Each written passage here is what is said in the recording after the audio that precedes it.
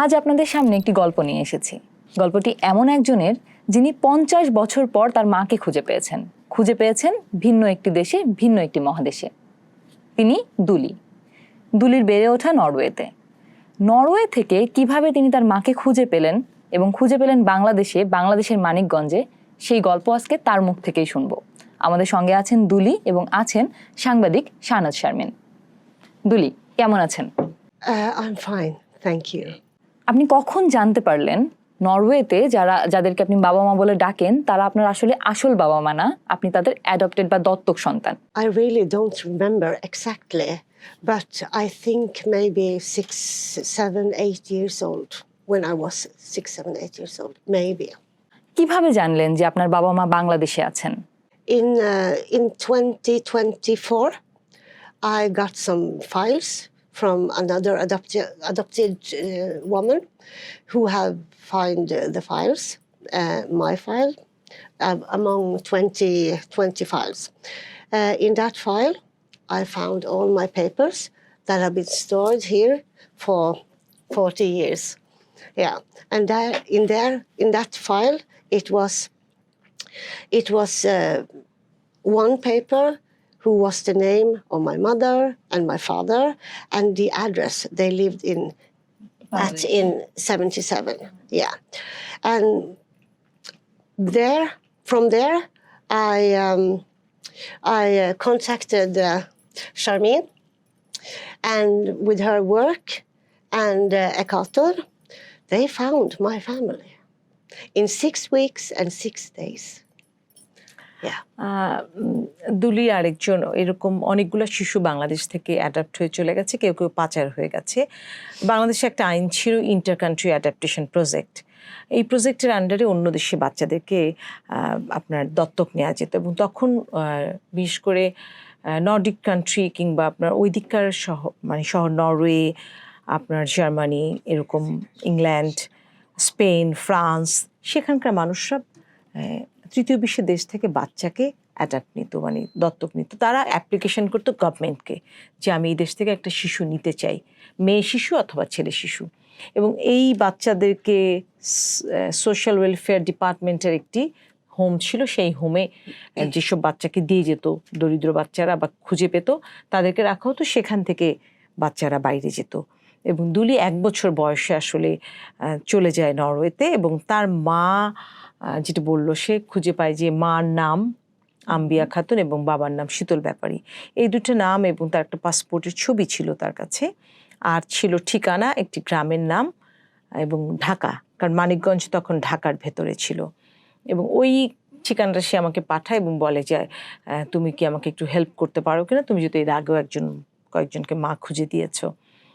এটা আসলে 49 বছর তখন অলরেডি। এবং ওই গ্রামটা আমরা গিয়ে দেখি যে 25 বছর আগে পদ্মা নদীর ভেতরে চলে গেছে গর্ভে, এবং 3বার তার পরিবার আপনার চেঞ্জ করে গ্রামের ঠিকানা। এবং দুলি বারবার ফোন করছিল যে তুমি যদি খুঁজে পাও, তুমি যদি বলো, তাহলে আমি সাথে সাথে বাংলাদেশে আসবো। এটা 6 মাস প্রায় আমরা একসময় হাল ছেড়ে দিই, যেটা অসম্ভব বিষয়। তারপর আমরা এটা আসলে প্রাইমারি স্কুল এবং ডাক্তারদের কাছে দিই, যাদের সাথে অনেক মানুষের কানেকশন। প্রায় 4 মাস, এবং ওই উপজেলার অনেকগুলো গ্রাম এবং ঘরে ঘরে আমি যাই। এবং তারপর একটা প্রাথমিক স্কুল শিক্ষক, ওনার বাচ্চাদেরকে এই গল্পটা বলে, এবং বাচ্চারা তাদের দাদিদের নানিদের বলে। একজন দাদি একদিন বলে যে সে এরকম আম্বিয়া খাতুনকে চিনে, এবং একজন চেয়ারম্যানের সদস্য ইউনিয়ন পরিষদের, সে বলে আমি শীতল ব্যাপারীকে চিনি। কিন্তু এর মধ্যে শীতল ব্যাপারী অনেক দিন হয়ে গেছে, মারা গেছেন। এবং আম্বিয়া খাতুনের একটা বাজারে একজন দোকানদার আছেন, উনি ওই টিচার যে সোহেল রানা, সেই শিক্ষক ওনাকে খুঁজে পান এবং বলেন যে ইনি আম্বিয়া খাতুনের আত্মীয়।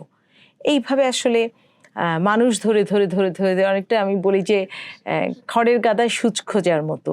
এবং তারপরে আমি দুলিকে কল করি এবং তাকে সব পাঠাই, এবং ওর মায়ের সাথে ক্রস চেক করি আমরা ঘটনাটা।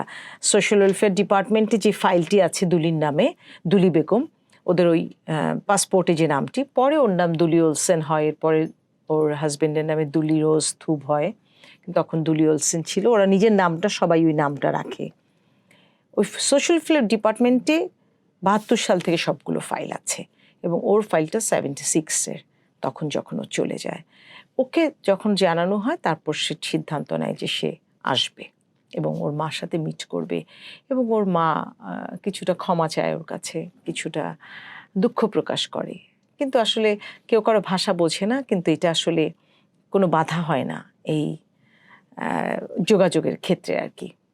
দুলি, আপনি অনেক বছর পরে আপনার মাকে খুঁজে পেলেন, তখনকার অনুভূতিটা একটু জানতে চাই। যখন আপনি এত বছর পরে আপনার মাকে প্রথম দেখলেন, তাকে জড়িয়ে ধরলেন, তখনকার অনুভূতি কি ছিল? The first time, um, the most feeling was I felt that this is my mother. I knew it and I felt it, but it was also overwhelming and so big, so much people, so much feelings that I couldn't barely take it at that time. But the second time we went, 4 days later, then the real feelings came. And then I just cried all the time, because I felt it in another way. In maybe my body and my mind really understood the whole process, the whole thing. So then I can't remember anything, that I just cried, I think. Yeah. Yeah. I think it's that what I told you before. দুলি আসলে তখন বলে যে ও যখন ভাবতো যে ওর লাইফের যে পুরো লাইফ লাইন সেখানে missing a dot. Yeah. Just explain. I have always felt that something is missing in my life. Something is wrong, something isn't right. I don't fit in this family in Norway. I don't look like other peoples in Norway, of course. I don't act like people in Norway. My feelings, my behavior were not always acceptable, because I had too much feelings. Yeah, and no, you shouldn't have that in Norway. So I always felt like an outsider. So pretty much my whole life I have been thinking that it's something bad with me. I'm not normal. I don't fit in here. So when I came back to Bangladesh last year, I saw all the people, my family, and I saw, oh, she's like me, he's like me, in every way. Oh, not nice. in the not in the face or color, but in the heart. They were things like I have felt that I wanted to feel but couldn't feel in Norway. So was that the answer? সে সবসময় একটা dot miss করতো, বলতো যে আমার হার্টের একটা সাইডে dot miss আছে, এবং সে বলছে যে লাইফ লাইনটা আমি যেদিন প্রথম মানিকগঞ্জ গেলাম আমার ফিলিং হয়ে গেল যে হ্যাঁ আমার লাইফের লাইফ লাইনটা এই জায়গায় ডটটা মিসিং। এবং সে যেটা বললো যে সবার ইমোশন দেখে তার মনে হতো যে আমি কেন এরকম, এই প্রশ্নের উত্তর সে পেয়ে গেল। আচ্ছা, একদম শেষ প্রশ্নে যাই। আপনি কেন সে করে ফেরার সিদ্ধান্ত নিলেন উন্নত জীবন ছেড়ে? কারণ বাংলাদেশ থেকেই অনেক মানুষ নরওয়েতে চলে যেতে চায়। First of all, it is because of my family, because I want to meet them so much as I can. Just have possibilities to come here once in a year. But it is something with this country and these people. And this year, we have come here, we have met more people, new people. So we are learning so much every time we are here. And also, I think it's better to be in Bangladesh, because I feel I can be me. And people are nice here. Everyone is nice. I haven't met anybody who is bad. So I don't know, it's just I feel more happy here.